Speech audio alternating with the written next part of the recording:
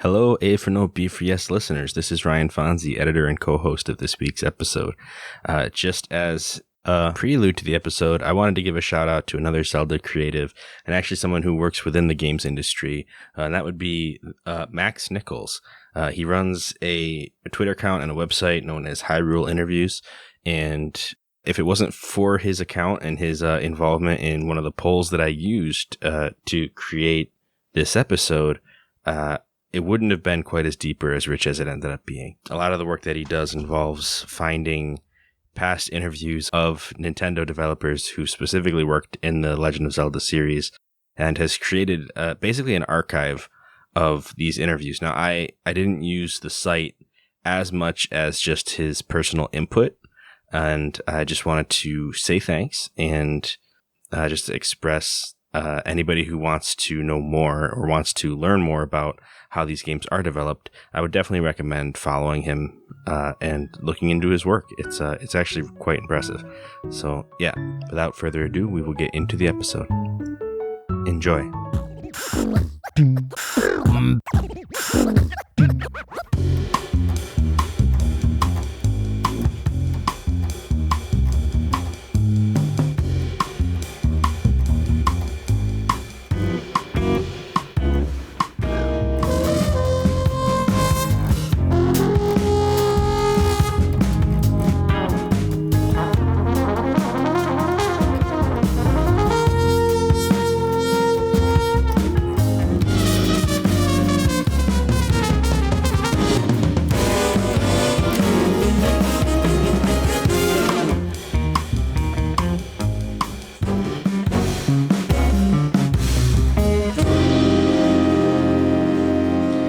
Welcome to A4NB4Y, the Zelda-themed podcast where we go chapter by chapter through the games.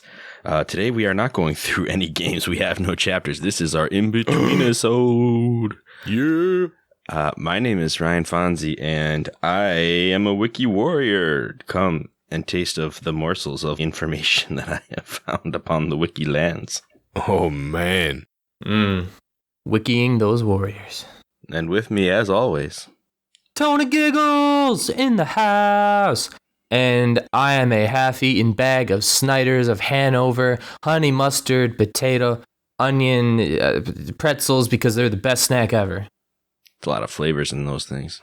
Oh, so good. I ate a whole bag last night, and I will eat a whole bag tonight. Yep. And I'm Cameron Hagee, a brand new Toyota. It still has that fresh car smell. Good smell. It is. Good smell. It's a great smell. Man. It's akin to that fresh tennis ball smell. You know that one? You know what I'm saying? Oh, man. Yeah, that fresh canister. Mm-hmm. Some of the best smells, man. Oh, man. Okay, so guys, like, seriously, I don't know what y'all came here tonight with, but I have been doing some research on Zelda history. And I have a bunch of stuff I just want to talk about just to kind of, like, set the tone for this season coming ahead. But before we get into that, I do think that we should talk about the game we just finished. Yeah. It's a great game. We just crushed A Link to the Past, and I know we just talked about the final chapter and everything only 2 weeks ago, but I just kind of wanted to open the floor first and just, you know, what do you guys think of the game overall? You know, like, what were your thoughts on it now that we're through it?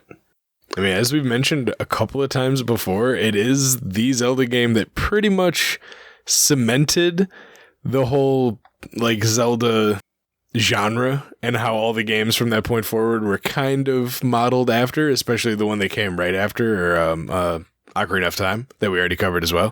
And it's actually hard. I feel like it was harder than Ocarina of Time for me. Maybe it's just that I'm better at 3D games, but I thought I was going to go through this game like it wouldn't be all that hard at all, but by the time I beat it, I looked back and it told me I died 31 times, and I'm like, you know, that's probably accurate, because like ice and the enemies and like the way that they make them work, like the dungeon where there's the really thin water pathways and those guys are just speeding around in it, stuff like that, where it just gets in your way, and like the kind of the most annoying but also the most well-placed way that they could for what they had access to, like the over-the-top 2D Zelda.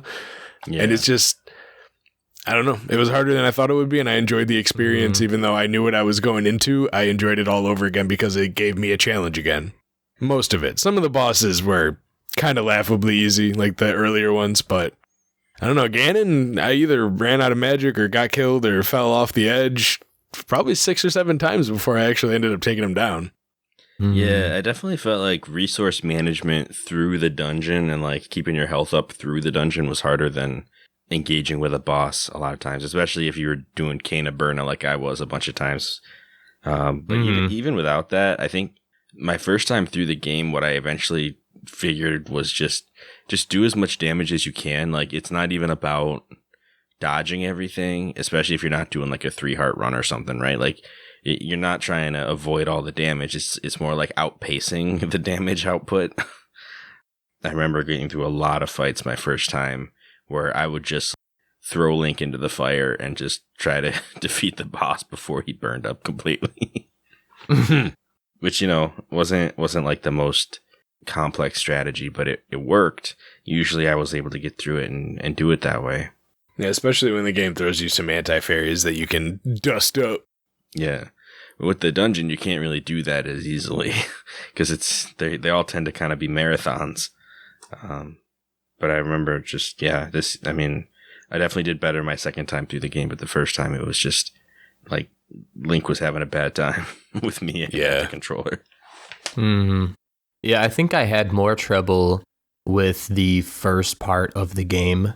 So this would be the first 3 dungeons and then the intro to the Dark World and the Dark Palace. I think I had the most trouble in those places because I needed to learn. I don't think I've touched a 2D Zelda game in quite a while, or a 2D game in general in quite a while. And so it was a jump. And also, I feel like most of my deaths later on was honestly from a lack of just wanting to go get fairies, wanting to go get magic powder. Like you said, resource management. I was terrible at making sure I was fully stocked up for bosses, fully stocked up for beginnings of dungeons. I never had magic powder on me at the end of the game. Like, I always had it in the first 3 dungeons, and then towards the end of the game, I just got so lazy that I think I died a lot more than I needed to. If I just would have kept fairies, I probably could have numbered down my deaths tremendously. Except for Mothula. Mothula. That could not have been avoided. Well, it's funny because like you had such a hard time with Mothula the first time, but then when you had that mix up with your save state, you crushed him in one go. Oh yeah, I destroyed him. I also don't know if I can do that again. I was in that. I'm not kidding. I was in that gamer state where it's beyond angry, because you know when you're angry, you just can't really play to your best. You have to be calm and collected. But I was past that. There's very few moments where I get past that, and very few games that get me there. Honestly, I think the only game that really lately has ever put me there was Dark Souls 3. Elden Ring hasn't even done that. And that's just because I used to get so competitive in multiplayer. But Mothula... Is it the legend? The legend of the super gamer? It is the legend of the super gamer. Beyond his potential. You're talking about like flow state type stuff, right? I mean, that's... Yeah, essentially. You know, I just... You know those like energy drinks, instead of caffeine that gives you energy, they're the energy drinks that give your brain focus because of the, you know, amino acids and enzymes in them. Like, that's essentially what my brain was. I was like so focused that Mothula was nothing. I entered Super Saiyan gamer state. And yeah, I wish I could say I did the same for Ganon, but I did not. But he really... So you're so emotionally like agitated that you went into it. You forced yourself to feel yourself, basically. Like when gamers say, I'm feeling myself, like you just in tune with your own, like everything. You don't doubt anything. You move to the right spot every time. You just like, you're feeling yourself. You like forced yourself into that state because you're just like, oh, this guy. Exactly. I mean, think about it this way. I died 29 times to Mothula. 29 times in it was 3-hour play session. And then finally beat him. And then I had to redo the entire dungeon over again. You know how angry that is? It's horrible. Yeah. I mean, I know sometimes it's easier for me to focus and be good at a game when I'm not angry, but I get it. It's funny because I like when I've gone back and watched streams that I've done, And I noticed that I have this weird tick where if I'm in a battle where something is intense or my timing has to be just right or what have you, or just like an array of things coming my way and I have to do a lot in succession, my head will like bob like left and right as if I'm like ducking from these things in real life. I see that on your streams, yeah. And it's funny because I've actually seen other streamers do it too when stuff like that happens. Like things get intense and you kind of just have to jump into that focus for a second. And you are in there. Yeah, like your hand-eye coordination, like you got mirror neurons going off and you're really immersed in the game and you don't even realize that you're doing it, but you're kind of bobbing with the character on the screen and being like, all right, dodge, block, you know, like you are Ultra Instinct gamer. And well, that's the thing, like it feels right in the moment, but sometimes it doesn't even work. Sometimes you still just get wrecked by whatever it is you're up against. But yeah. Well, sometimes it's inevitable, but yeah, and the first time I saw myself do it, like the first time I was watching a stream and I saw it, I was like, uh-oh, am I okay? And I realized it was pretty common. I was like, I think I'm okay. Mm-hmm. It's like something might be broken with you, Ryan. Yeah, I think everybody has those like tics when they're playing a game. Some people sit calmly still and don't move. Some people gasp with their mouth open and others move. And yeah, some people's mouths move a lot. Yeah, it just happens when you're in the moment. Yeah, I have a tick when I drop something that my mouth will do that. Like if I'm not expecting it and I drop something out of my hand, sometimes my mouth will just like jerk as my hand goes to catch it. I don't know. Weird. Things our bodies do. Yeah, overall though, the game, as a first timer going through it, it's 100% in my top 5. I have not picked a place yet, but I did not know what I was missing out on this entire time. Yeah. I mean, it's my favorite 2D, so I'd say it's probably in my top 5 as well. Mm-hmm. Yeah, I got you. Well, speaking of top 5s, I know that one of the things that we want to try to do as we go through these games is keep a running list of our favorites. A little bit early on in the episode, but we might as well cover it since y'all brought it up. We should. So we've covered Ocarina of Time, Skyward Sword, and now A Link to the Past. And I think last time we all unanimously said that Ocarina of Time had beat out Skyward Sword on our top lists. Mm-hmm. And I'm not gonna lie, this game and Skyward Sword are real tight in the race, I feel like. I'm still gonna keep Ocarina of Time as my number 1. But I'm like super conflicted in giving it to either of them. Like I feel like the amount of story that you end up with in Skyward Sword by the end is still like a richer, deeper experience, but I do feel like A Link to the Past is a tighter experience. I feel like you never just question like, okay, why did they spend so much time on this thing? Like, why do I have to backtrack this far? You know, like all of those issues are absent. Everything that you do in A Link to the Past feels very like just trimmed down. It's very streamlined and it's very polished because of that. I mean, the fact that it's a 1992 game that still feels modern. Yeah, it's a supernatural progression. Just feels right. Yeah. Mm-hmm. I think I'm going to put A Link to the Past as my number 2 and Skyward Sword as my number 3. That's fair. Yeah. I was going to piggyback off of what you said when you said it was more flushed out and then you mentioned the backtracking. So that is something, because if you treat Skyward Sword as a standalone Zelda game, like if you don't mess with the timeline theory or anything like that, Skyward Sword is a solid game. Solid. But the part that keeps me from giving it any top spots is the backtracking, and even story and map wise didn't make sense to me. And I know what they were trying to do, but it didn't come across right. Whereas how you mentioned A Link to the Past, the backtracking in there didn't feel monotonous.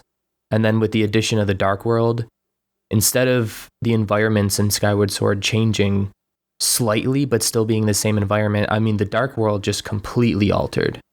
And all those changes were just cooler to see. There was more to talk about with those changes versus Skyward Sword was like, oh, cool, it's flooded, you know? And that's why I got to give Link to the Past 2. Okay. Nice. So we're in agreement then. Mm-hmm. But I mean, A Link to the Past was Cam's first ever Zelda game. So, well, or did you play Oracle games first, or did you play this game first? I played Oracle of Ages. Oh, okay. Whoops. But this was one of my first Zelda games.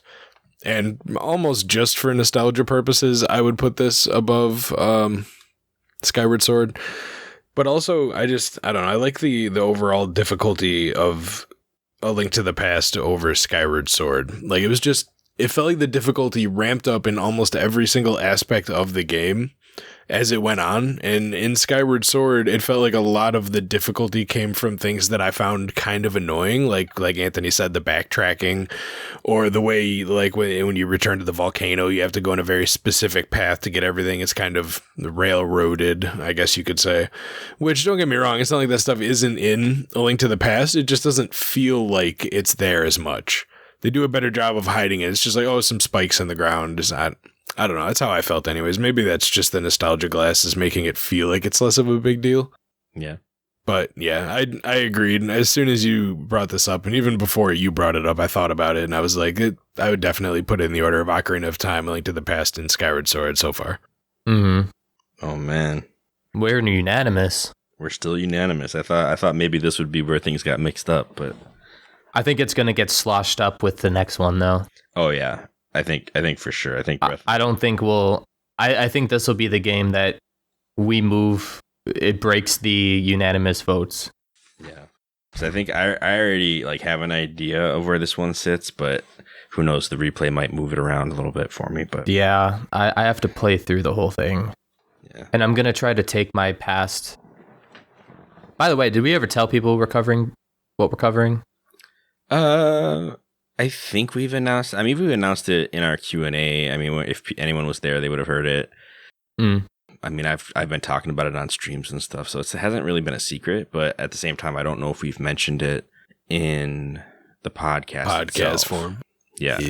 So the next game we're going to be covering is Breath of the Wild. Huge leap from everything we've done before, but Breath of the Wild 2, as far as we know, as of this recording, is meant to come out late spring 2023. And we're giving ourselves probably the only chance we'll have to get this season through before that game comes out. Not that I think we'll end up jumping straight from this one to that one, but at the same time, we would like to, as people are hopefully replaying this game themselves, they could use our audio medium here to kind of enhance their playthrough.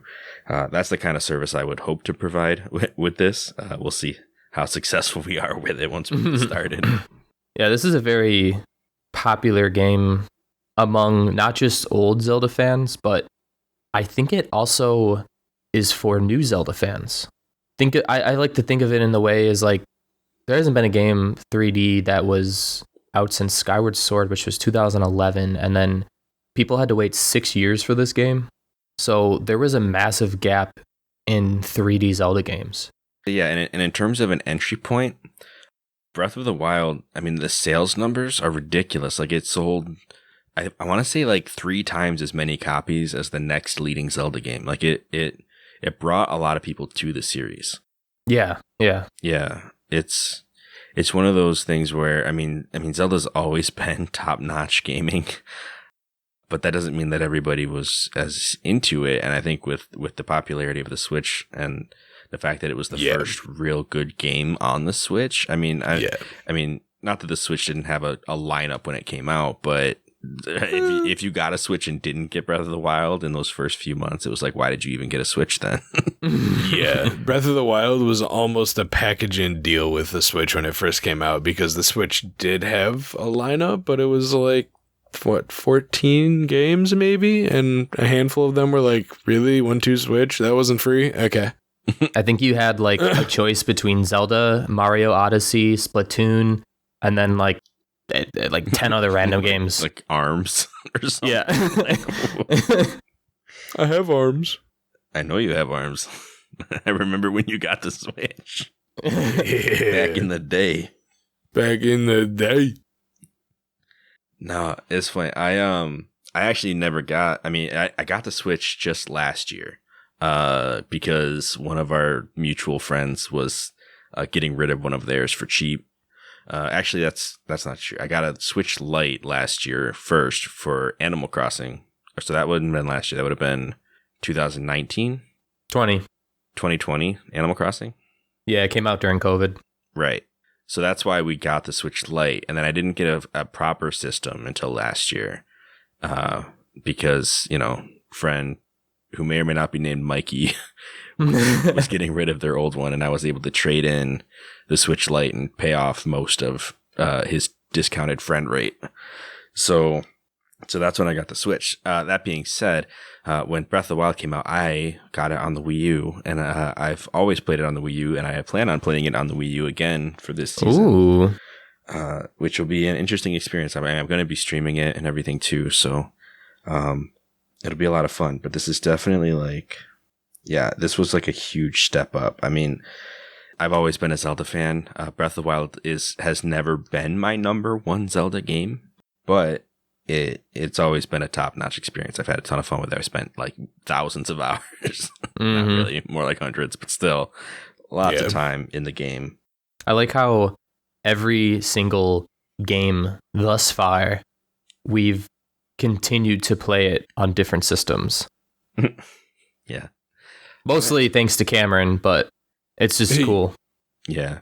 I mean, the Wii U, it didn't do super well. It actually did quite poorly. But I've always actually thought it's an underrated system. It actually has a lot going for it in terms of its library, now that it's gone through its lifespan. And truth be told, like some of the earlier games like Nintendo Land, like we've had people over to our house and have just been able to rock out to to like some of the early multiplayer games that came out on that thing. It's actually a lot of fun. It's just it didn't have a good enough lineup, and it seemed way too gimmicky. I think people at that point were just fed up with Nintendo's new control style for every system. Yeah. Trend that they had going on, and so the Wii U was like the last straw for a lot of people. They're like, no, we're not doing it. Well, I do like that they continued to use the Wii remote. So unlike most companies probably would have done, they would have limited it to just the gamepad. But I like that they did allow for some input in some games to still use the Wii remotes on the Wii U. Yeah. Versus just completely for a marketing perspective. They could have made so much more money if they just only allowed gamepad, but people would be so much more angry. So at least Nintendo kind of sticks to their good natures to an extent. Yeah. You know what else I'm looking forward to in Breath of the Wild here? What's that? I'm looking forward to opening Breath of the Wild for the first time on the OLED since I got it, because people say Breath of the Wild looks pretty good on an OLED TV or OLED Switch. Nice. We'll have 3 different versions. Yeah, and I could always go back to putting it up on my TV too, because I have a decent one of those. Nice. For color. Yeah. OLED BOTW, regular BOTW, and Wii U BOTW. There we go. Yeah. It actually plays pretty good on the Wii U as well. It gets a lot of hate, but it's actually... There's probably no frame drops, to be honest. It's probably perfect frames. Yeah, I don't remember ever really getting frame drops on the Wii U. The Switch, my Switch, really gets... sometimes when I'm in... I don't think it happens anywhere else, but the Tabantha...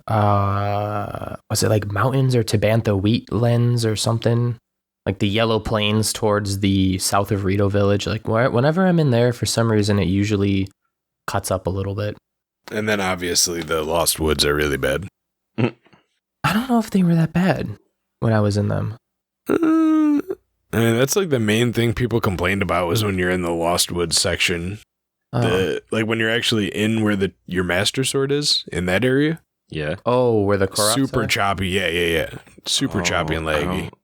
I don't know if I remember that. I don't remember that being a problem on the Wii U. I don't know if that... Yeah, I don't know. It might just be just the way the system works and how it doesn't have a... I mean, there is like a gamepad only mode, but still, I mean, I don't ever really use that, so it tends to work out. Yeah, I only remember it ever happening in the Tabantha plains or wheat or fields. I don't know what they were called. Yeah.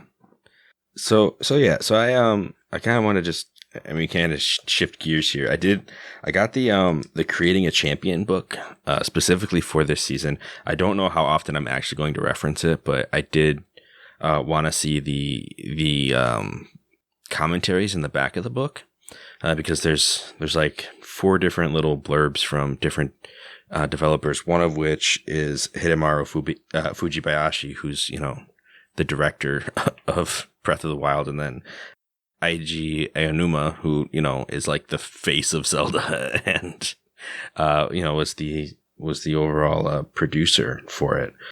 And I kind of went in and just tried to like look up kind of the history of some of these big names, right? Because those 2 are huge and they were at the helm of this game.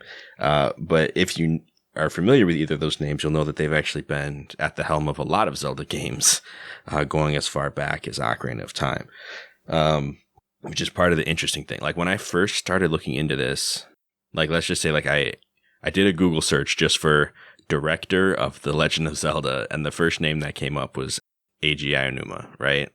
It just pops him up like he's just the director of Zelda on Google. I'm like, that's not really accurate. He's been the director, and he is the producer now. Like he's the main overhead, right? Mm-hmm. But that wasn't always the case, and like he has directors working under him now, which includes Hidemaru Fujibayashi. So I went back and tried to look, okay, well, who directed the first few games, right? Like, how did this all go?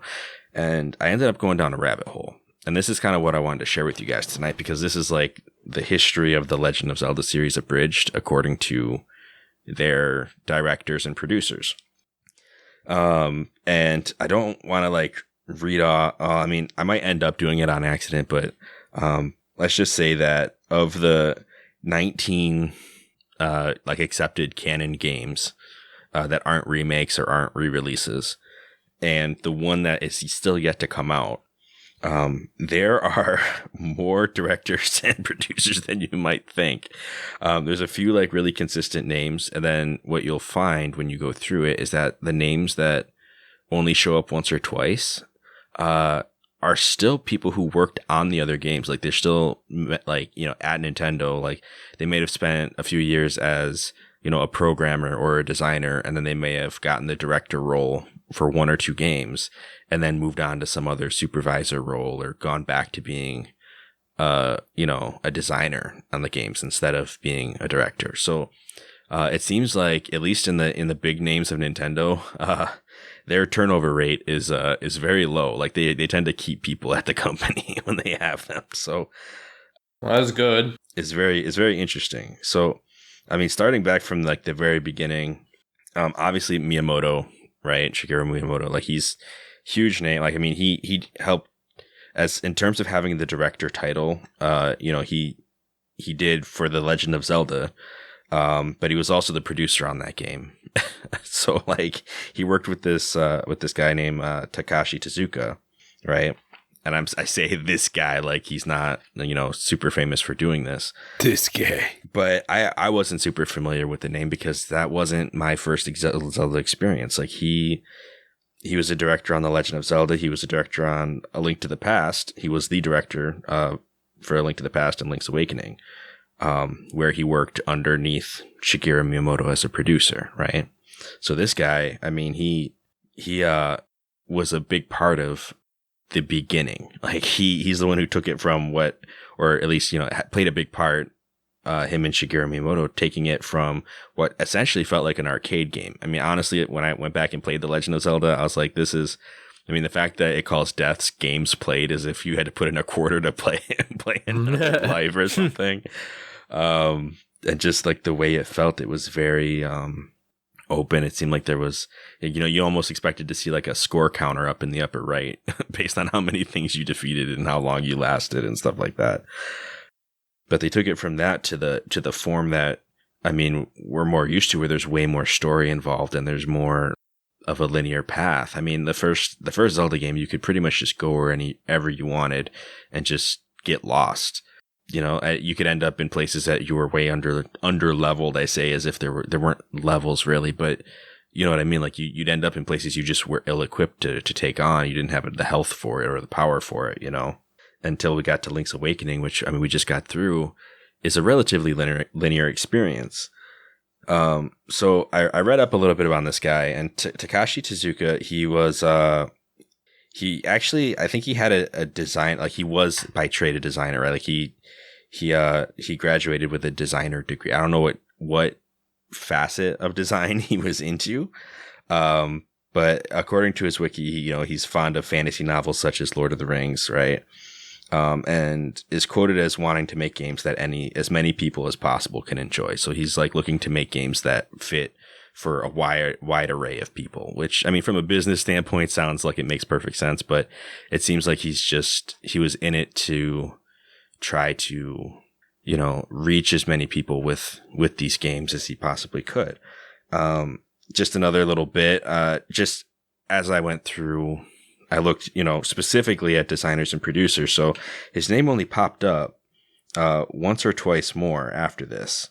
And once was as a producer on the Four Swords game, like the multiplayer add-on game, right?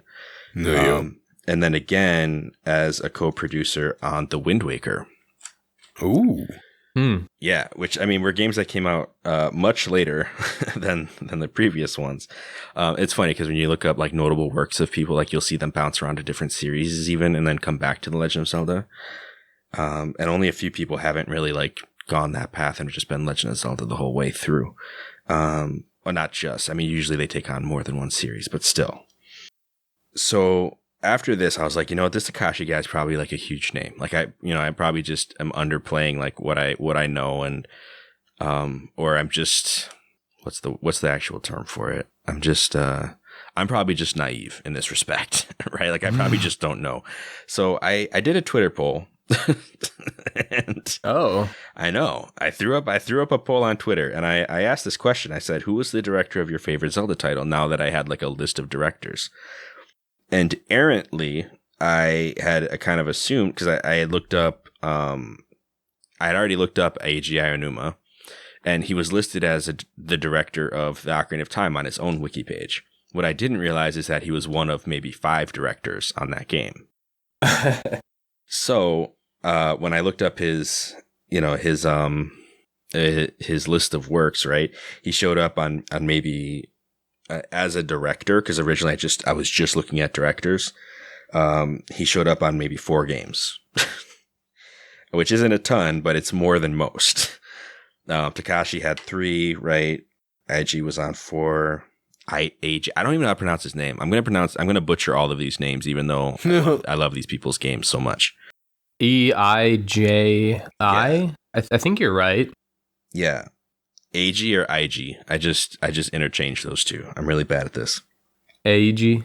And our friend Hidemaru Fujibayashi from these 19 games, right, is listed as a director 7 times. Oh wow. So has quite a tenure.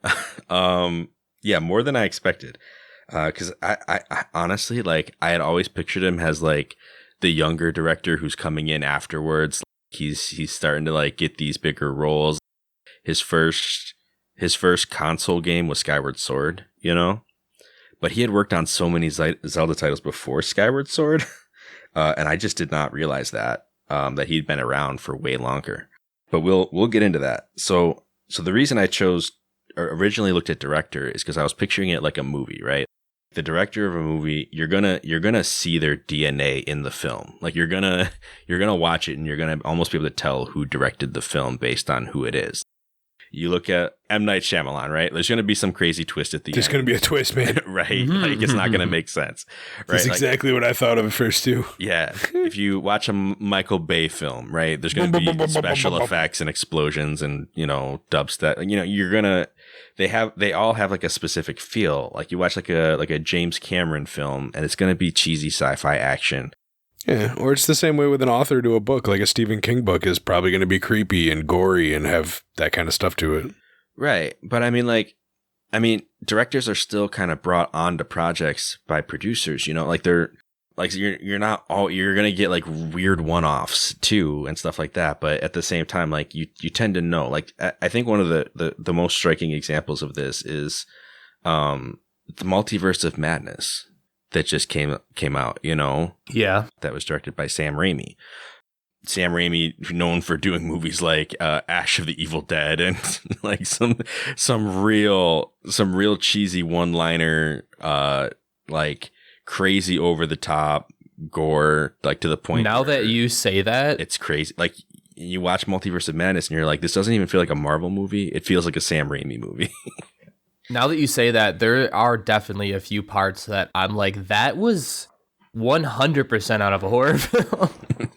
Yeah, like you're gonna get like these weird, dramatic close-ups with like overacted expressions on people's faces, and you're gonna get cheesy one-liners right before the final like attack on an enemy or whatever. You know, it's just when you watch it, you can tell that there was the influence of the director, which is part of why I was like looking at that originally. Like the director's gonna be someone who is more into like the details. You're gonna see them when you play the game. You're gonna like be able to know like, okay, this game that I'm playing, like you can almost tell like who was there if you know the other games that they've played or that they made. Sorry.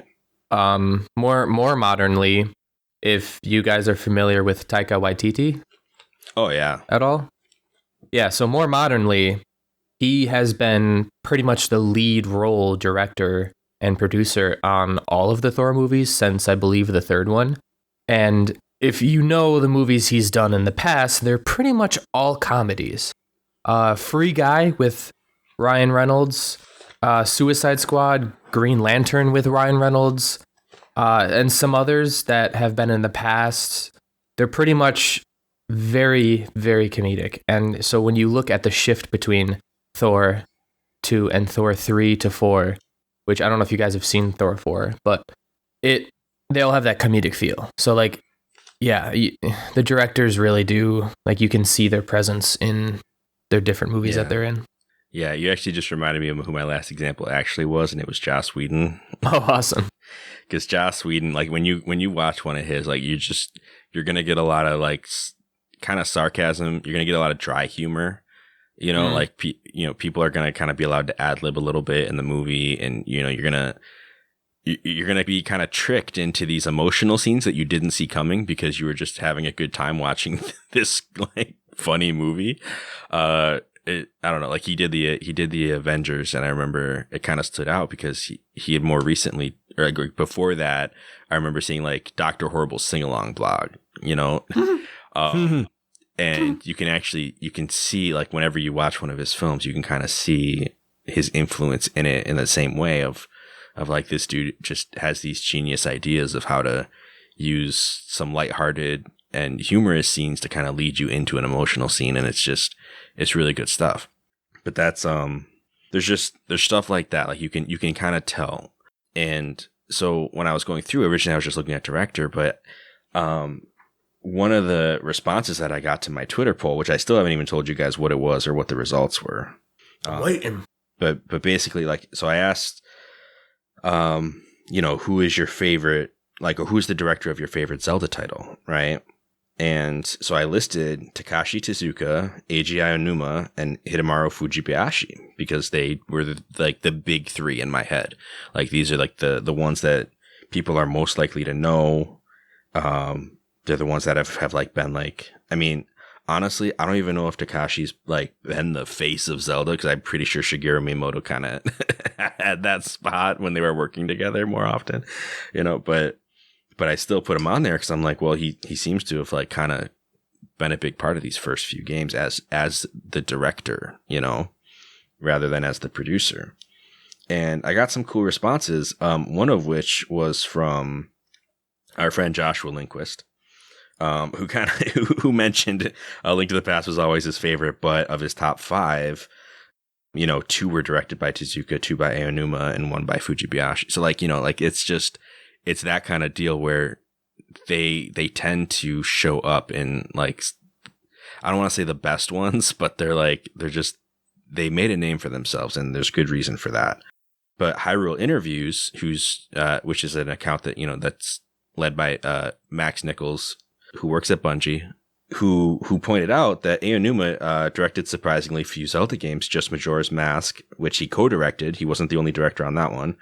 The Wind Waker and Twilight Princess. It says he had a director title for the Ocarina of Time, but that game had 5 to 6 Director of X titles, and Toru Osawa was the closest to being the general game director.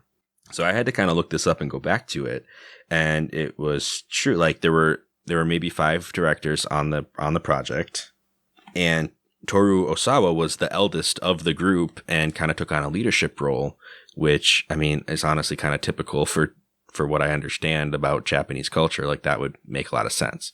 And he was like, Toru was the quote unquote script director, and was in charge of like scenarios and stuff like that, and kind of led the writing of the game, which probably means that in my heart, he's probably like my favorite of the directors. But there's a lot of other talent on that same team that is also responsible for some of people's just favorite facets of that game. And I'll get into that in just a minute, because one of the other responses that we got was from OJ Hat, which I have no idea who this is. It's just one of the other actual replies that I got. And they pointed out Yoshiaki Koizumi, who was never alone listed as a director. Like he was one of the director titles on Ocarina of Time, and he was the co-director on Majora's Mask. But this guy was the systems director for both of those games. And he's credited for figuring out the actual programming and implementation of a lot of the systems that made Ocarina of Time so famous, which makes sense that he would be on Majora's Mask as well, because that one used a lot of the same systems. So he was probably there polishing them up for the next game. I don't know if he even has his own regular wiki page. I feel like he's like has pages on like the fandom sites and stuff like that. But really cool guy, like really like just seems to be like part of what makes this whole engine run. Right. And I'll just read these tweets just cause, had like 2 or 3 listed here, but, he said, he was the backbone behind the actual backstory and lore writing of A Link to the Past and Link's Awakening. So he must have been on the script team for those, responsible for Navi, Epona, and Link's design in Ocarina of Time, and a majority of the mask transformation designs, the moon, and almost all of the script time events in Majora's Mask. So as the systems director and as the co-director, like he took on quite a bit of pretty amazing things to be able to put on a resume, honestly. Oh yeah. He said much of everything in Zelda lore and the standardized gameplay concepts we play and love today can be traced back to so much of Koizumi's development and story work back during those 4 games. The Triforce, God Assist, targeting systems, partners, speed travel, impactful narrative. So like this guy's just kind of pointing out like how amazing it was that, there's people who you might not know the names of who are actually the ones responsible for doing a lot of what you love in these games. Like, and that's a great point to emphasize, because I want to make it clear, like, though I did focus on directors and producers, like these aren't games that are made by 2 people, like these are games that are made by entire development teams. And I don't want to shortchange that or downplay that. But at the same time, I think just for the context of this next season, because I'm not going to lie, like Breath of the Wild is kind of the penultimate example of what all of these games have led to. And it's not, like I said, like it's not that it's my favorite game, but I have a lot of respect for how it came to be and where it came from, and just all of the influence and experience that went into making it. So like taking a look at the history of this team and looking at these different producers and directors, like I felt like it was a good way to kind of just frame where we're headed. Which brings me to my next director. Oh, wait, you know what? Before let's do that, let me just tell you what the results of that poll was. So 33 people voted in the few days that this has been up. First day, I got like 29 votes. I was very surprised. And then the next few days, it just kind of died out because Twitter.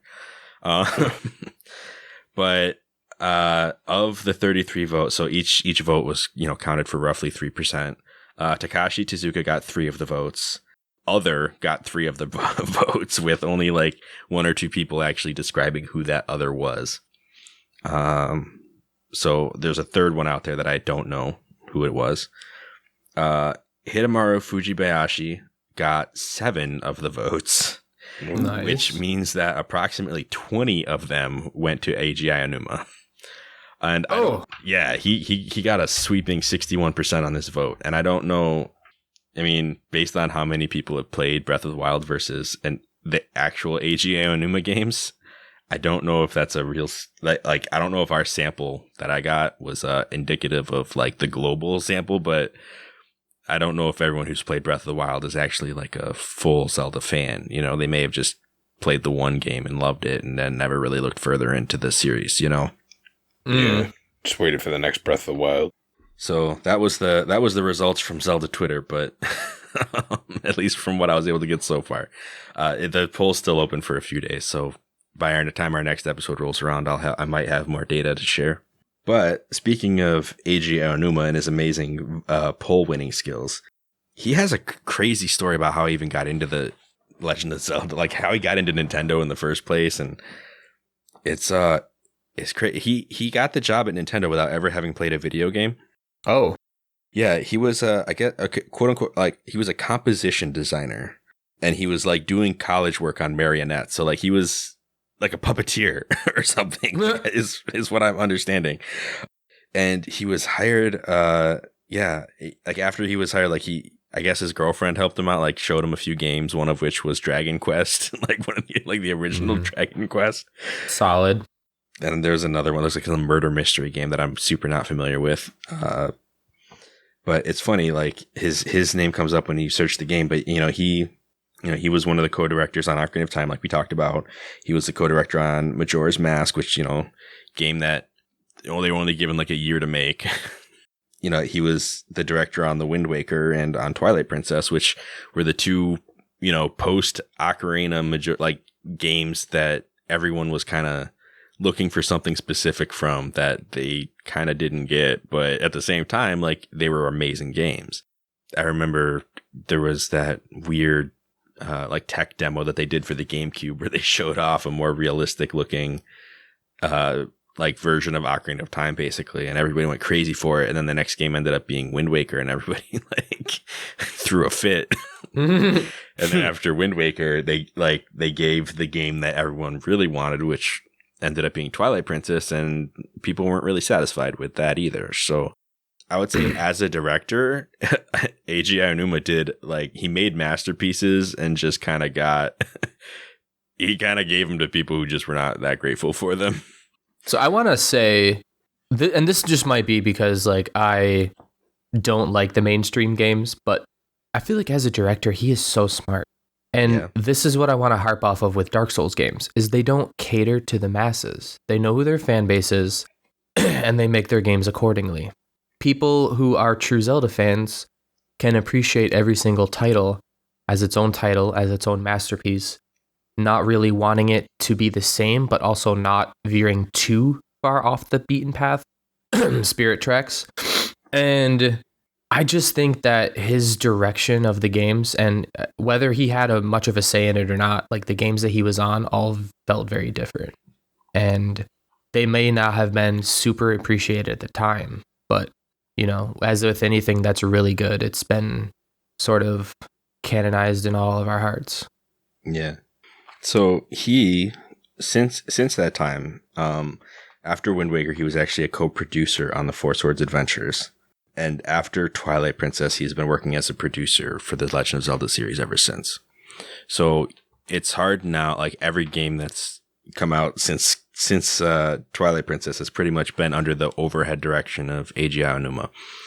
One of the things that the Hyrule Interviews account kind of pointed out as well was just, you really need to take into account both of them, because the producer is really the one who has the overall vision and is always trying to guide the team to meet that vision. And the director is the one who's more doing the day-to-day, getting the details in order and, leading the team. So anytime that the director would be making a change or, creating a gameplay experience, that would pretty much go back to the producer, and they would, play test it, see it, decide whether or not they liked it, and have the ultimate creative control over it in the end. But it was more of a big picture role, So Eiji's been at the true helm of the series since then. which is just an interesting thing to know. So like that's kind of the story abridged of Eiji Aonuma. Like started not even having played a game and just kind of became the face we all think of when we think of the Zelda series. So the next up is Hidemaru Fujibayashi on my list here.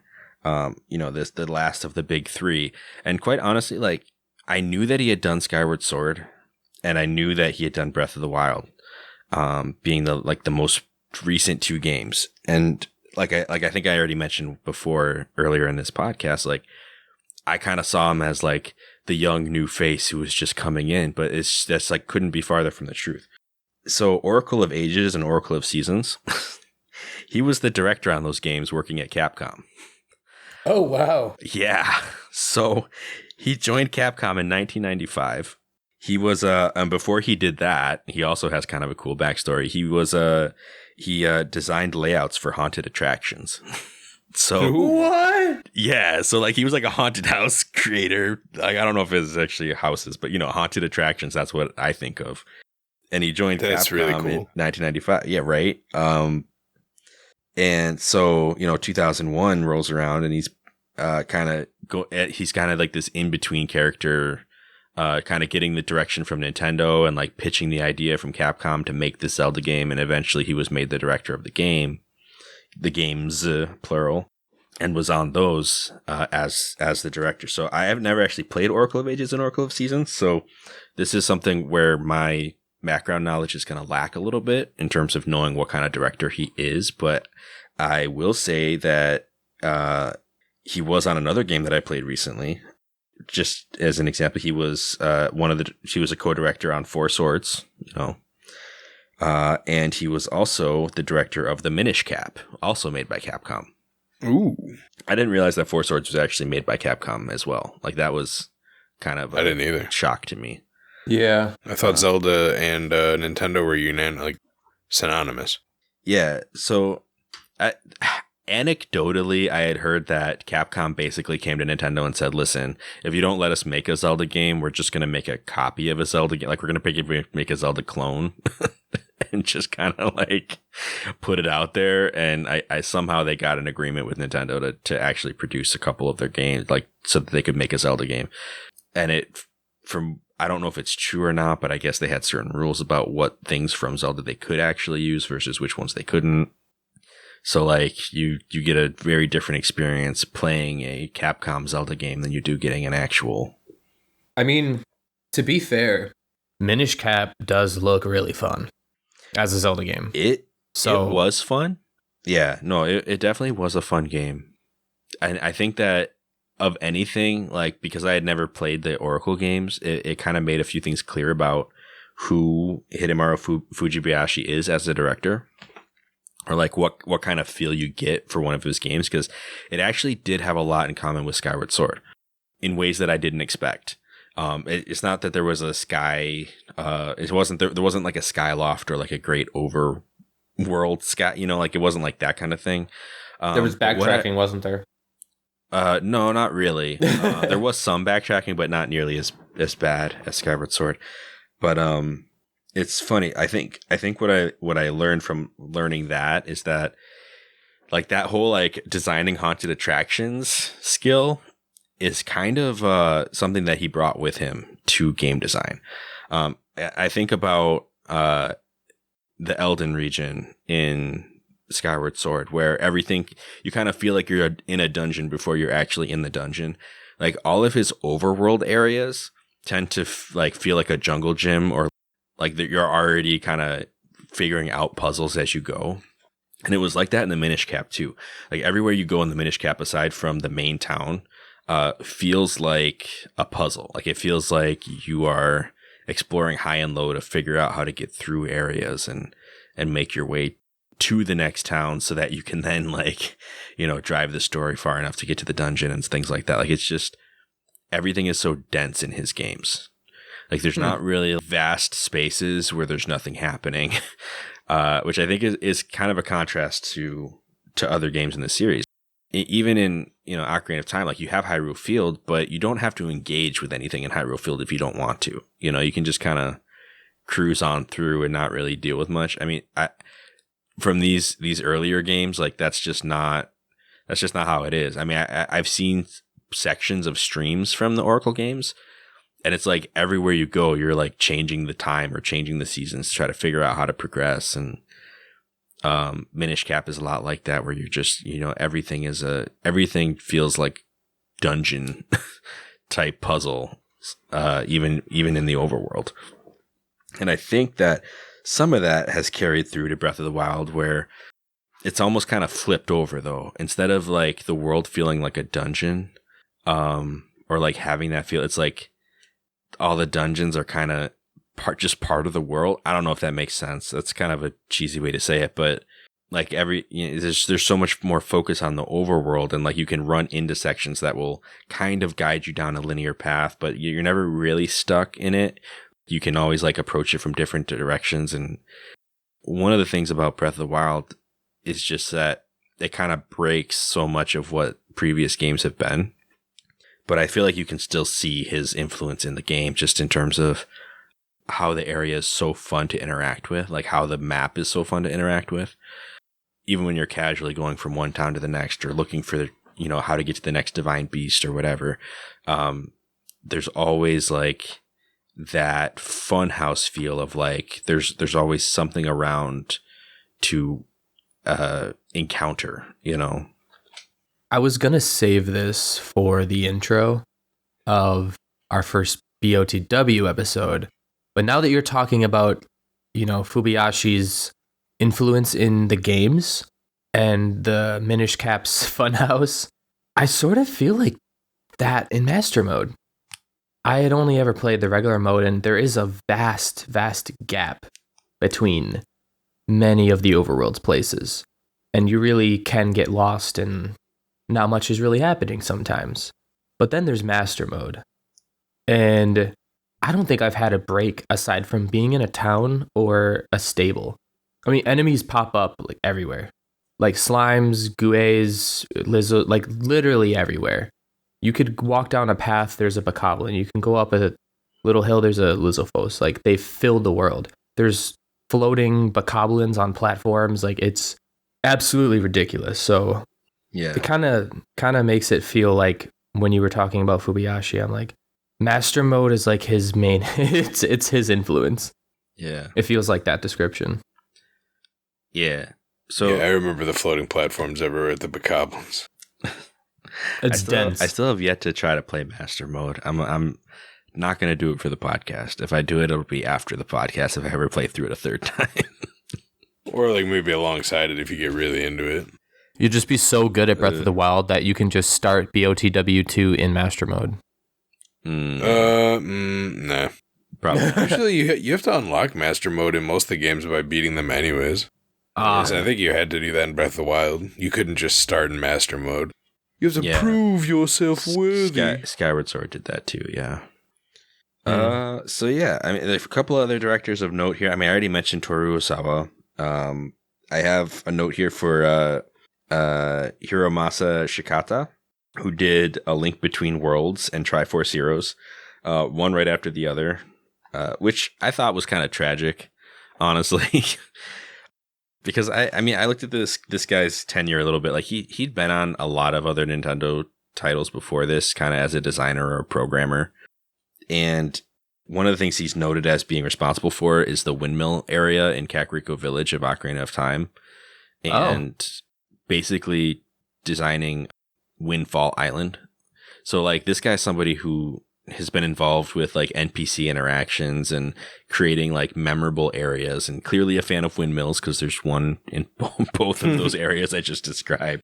And he was given like the director role on a Link Between Worlds, which was one of the best Zelda games I think I've ever played. And then right after that was the director on Triforce Heroes. Okay, so what even I've is... never played. I don't know much about it. It looks like Four Swords. Yeah, it's in the Four Sword family. It's a 3-player multiplayer Zelda game.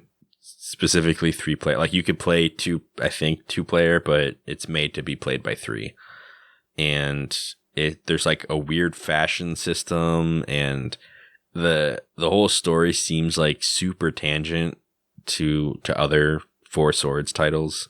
And from what I understand, it's not a very popular game. Like our friend Joshua plays it on stream sometimes, and I think I've watched him play it once, but I didn't watch it long enough to get the context of it, and I've never played it. And at this point, it's hard to play because when are you going to have two friends local to play this game with? It's local. Yeah, so it's difficult like that. At this point, I kind of consider it a lost title in my head, even though it's one of the canon games. It got good reviews, it looks like. And from what I understand, it didn't perform well, like sales wise and all that. Like it kind of flopped. So, as a Zelda game, I'm sure it's great compared to most of the gaming world. But at the same time, I've never played it, and I don't know if I ever will. I think he's moved on to maybe supervisor roles and stuff like that since. But this guy, I just feel like as a director, he was handed the reins and made one of the best things ever, and then was given one of the worst projects to follow up with, and then just kind of like wasn't a director anymore. I don't know. That's just my speculation, but I'm sure if you look him up, you can figure out more about his career. Any of these people I mentioned, if you look up their career, like you can see the extensive works they've all been a part of. It's crazy how Nintendo just kind of offers that many opportunities and different, like you can just kind of bounce around the company, different levels, different roles, and it's really cool. Nintendo, hire me, please. Anyway. So then, what's up? If I'm not mistaken, I know we were talking about the Zelda universe, but I'm fairly certain that Takashi Tezuka was one of the directors of, or producer, I don't remember, but like of Super Mario Sunshine, which is my personal favorite Mario game that's ever existed, and I know a lot of others. Yeah. And so like the dude's just a genius, in my opinion. Oh yeah. No doubt. Like I think anybody who's like on this list that I've written out is a very notable developer in general. Like they're just, the way that they function as a team is it's consistently been impressive for the last 30 some odd years. So just Nintendo, they're just constantly pumping out the quality, man. Last guy I had here that I wanted to mention, aside from just our overhead Shigeru talk, was Daiki Iwamoto. This guy, it was the director on Phantom Hourglass and Spirit Tracks. But again, another one of those long tenure people who has been in the Zelda game for a long time, still is a part of the team. Like they just been around forever. He was an assistant director on Ocarina of Time, and an assistant director on Breath of the Wild, which is why he didn't get the director, itself title. He was assistant director. But, having been a part of Phantom Hourglass and Spirit Tracks, like he was the guy in charge when they had to come up with a control scheme and ended up doing the touch controls on those. Which, I mean, honestly, what was his name? Daiki Iwamoto. Daiki? Yeah, Daiki. Mr. Daiki. Yeah. Why Spirit Tracks? From what a lot of people really like Spirit Tracks, even more than Phantom Hourglass. I feel like I never played it. I've only played Phantom Hourglass and then decided not to go to Spirit Tracks after that. I tried Spirit Tracks. I sold Phantom Hourglass. I didn't play Phantom, but maybe if I give it a try now, I would like it. But back when I did play it, I did not enjoy it. I don't have it anymore. From what I understand, the music in that game was incredible. Yeah, there was one song that I really enjoyed. It was a boss fight song, but I don't remember the music. Gotcha. But yeah, so he'd been around forever. I mean, he did the touch controls for those, like kind of brought it. And originally I think it was going to be, the screens were kind of flipped. So you would be touching basically over your map and it'd be controlling Link on the top screen. And when they brought that to like, the upper ups, they were like, no, flip it. Like just touch screen right around Link and have him like follow the stylus basically. And that's kind of how that ended up working out. But he was also in charge of Skyloft and the Sky section of Skyward Sword. Oh. Which is a pretty huge undertaking. And I don't know how he didn't get like more credit for doing that. Or at least not in terms of wiki credits. But that was another just notable accomplishment of his. So yeah, a lot of cool history here. There's like maybe 2 or 3 names I haven't mentioned, just because of the repeats. But, I decided, even though Shigeru Miyamoto like only acted as quote unquote director on one game, he was the producer for like the entire first half of the Legend of Zelda series, and until Eiji Aonuma took the spot. And I'm sure like when I say take the spot, it doesn't mean like he replaced him. It's like Shigeru went on to probably bigger parts of the company to do like more overhead, more big decision making, and Eiji just kind of took over the Legend of Zelda section, But Shigeru is the guy who like he's the one who created the game in the first place, like came up with the concept dream of the Legend of Zelda, right? There's one that you hear the stories about him going hiking as a kid and the countryside of Kyoto, and like finding a cave and working up the courage to go into the cave, and then that becoming like kind of the basis for the entire Legend of Zelda series. The one who, wanted the game to have a stink to it. Like he wanted it to be an experience that you felt like you could smell it, which is kind of I thought was kind of a funny goal to have in mind. But I feel like he also does get a lot of flack for back in the 90s. I'll say he tended to have this opinion that gameplay was just the king of everything. Like the story really didn't matter if you didn't have the gameplay. Like that fun came first. Like you had to have fun when you played the game, which isn't like wrong or anything. No, but people love the story of the Legend of Zelda.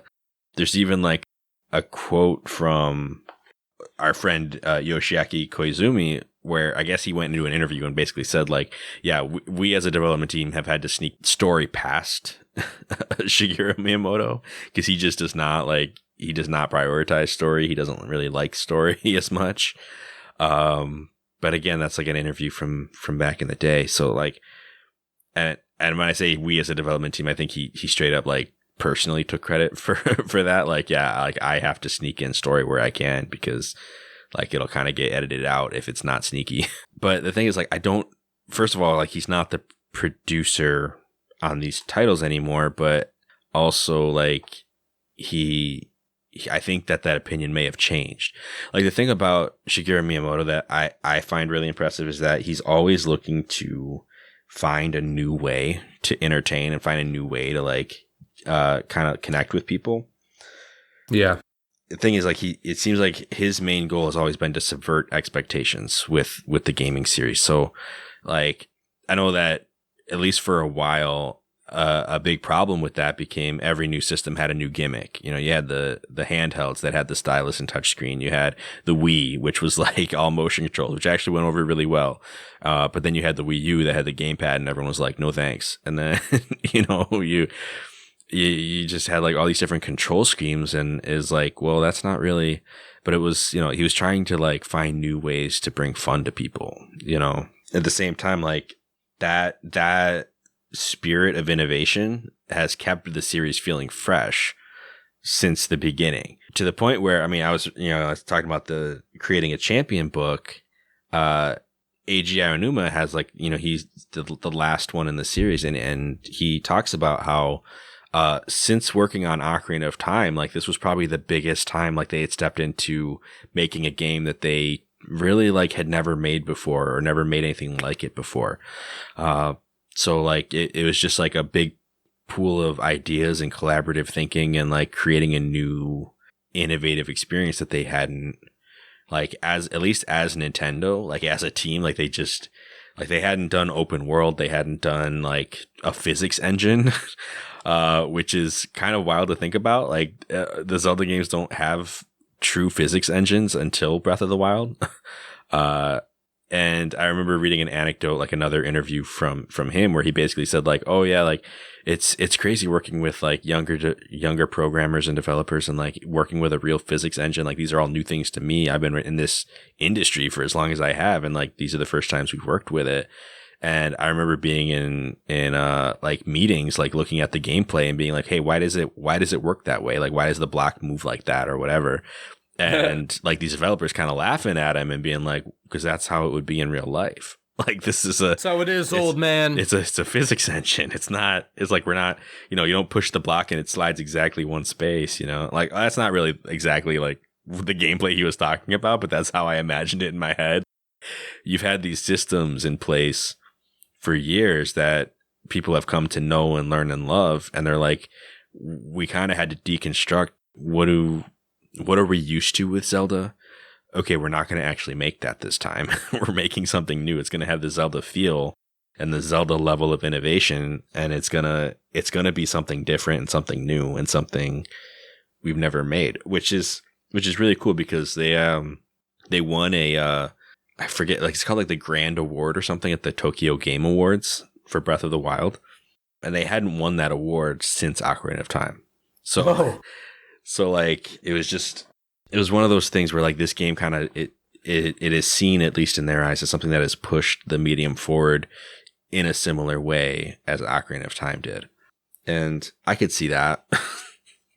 I could see that being the case. Like this game has been huge, and it's honestly like you can see the influence it's had in games since. Yeah, every game has to have its Breath of the Wild moment in a trailer.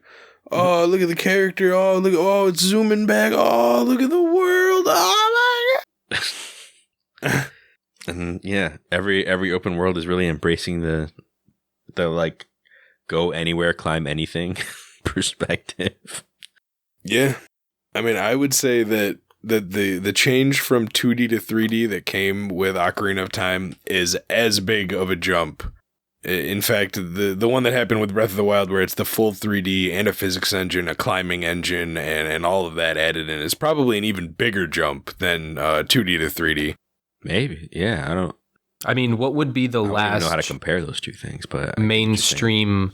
I don't think, like, I know the last like platforming title was Skyward Sword, but what was in between? Like, what was all the stuff in between that and Breath of the Wild? I mean, I know the 3D Zelda games came out from Majora's Mask and Ocarina of Time, Triforce Heroes. What else was there? A Link Between Worlds. So Skyward Sword. It was the last 3D console title, and then we had A Link Between Worlds and Triforce Heroes, which were both 3DS titles, and then we had Breath of the Wild. Okay, so yeah, then the jump between Skyward Sword, which already was a jump from Twilight Princess, not in terms of story, but in terms of actual like game gameplay, mechanics, and scale. And then you go from what Skyward Sword was, which was impressive, but to further expand upon that and what we have now in Breath of the Wild, like that is, I at least feel, a more massive jump than 2D to 3D. Yeah. Yes, 2D to 3D is like breaking through the graphical limitations of the time and learning to capitalize and just move the whole genre of Zelda over to 3D and make it as good with, and adding in new story elements. You can see facial features and stuff like that. But just the massive jump to adding in the scale of a world that Breath of the Wild is, how large it is, even though a lot of it did feel kind of empty-ish from time to time, like, it's a huge world that they tasked themselves to fill, and they filled quite a good chunk of it with stuff that was actually something to do. Yeah. And then the whole physics engine, you can literally stop things in time, build up your own potential energy that's just literally waiting for the snap of a finger to turn into kinetic and goes flying off, and you can even just jump right onto that thing and go sailing through the air. To add on crazy. that, there's not even that many glitches, even when the game first came out with that physics engine.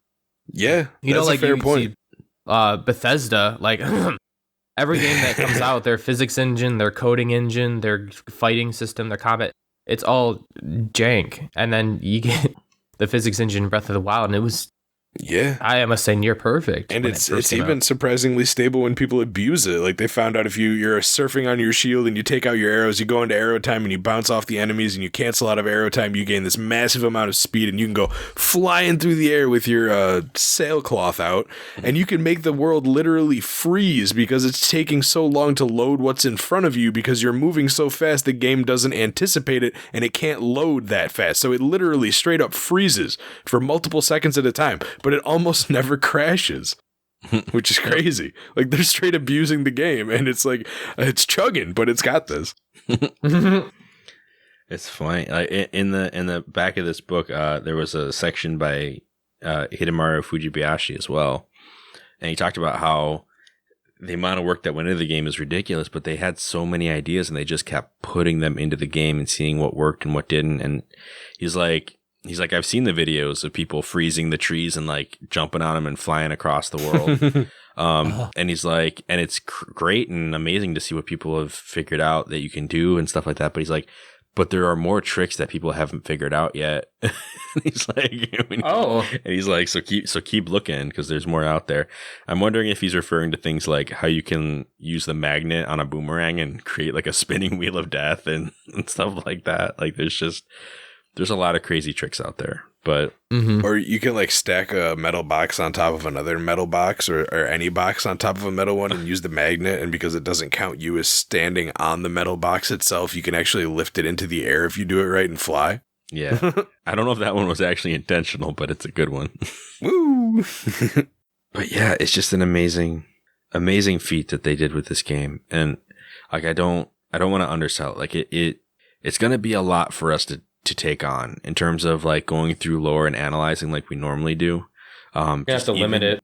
Getting on the same page with things. I know we've created a roadmap for ourselves, but that roadmap even is just it's gonna feel tight, I think.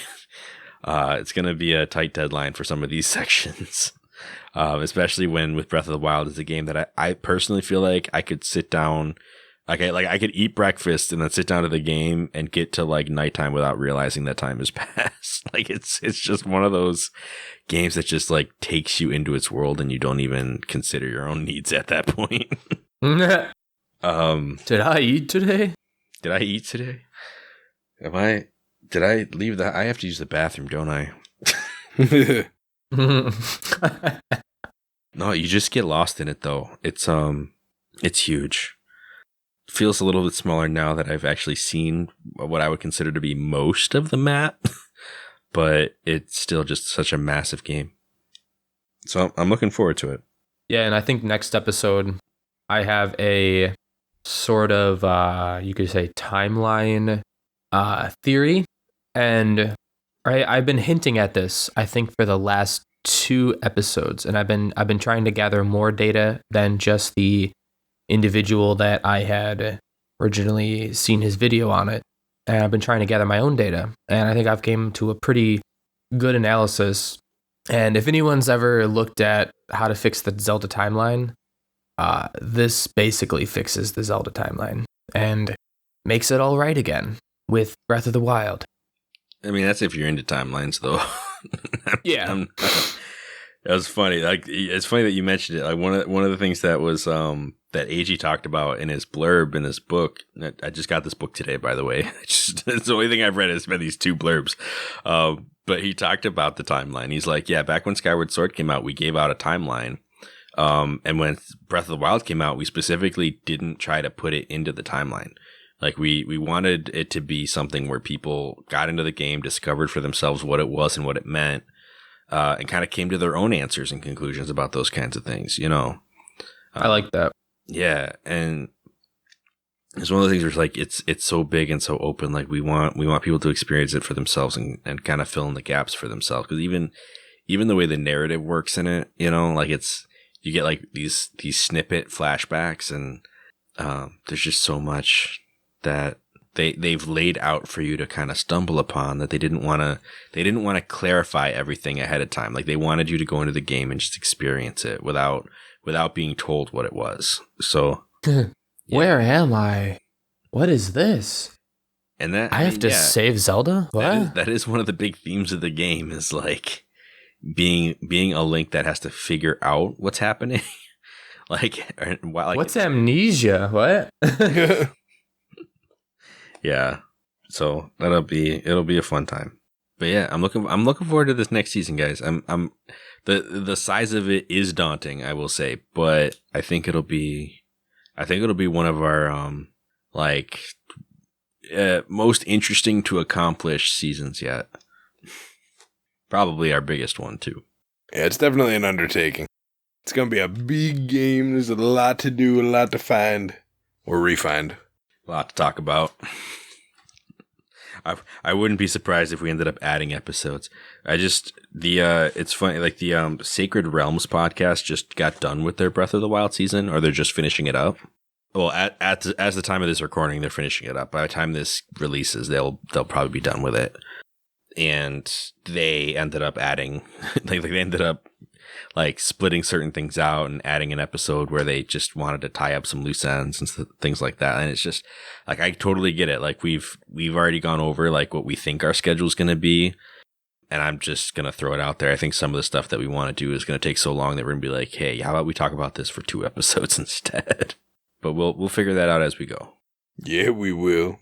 Good deal. So yeah, I mean, I've said more than enough. I think I don't know if there's anything else you guys wanted to share, I guess, but I feel like that's kind of what I had for today. Yeah, I don't really got nothing now. Yeah, I'm out.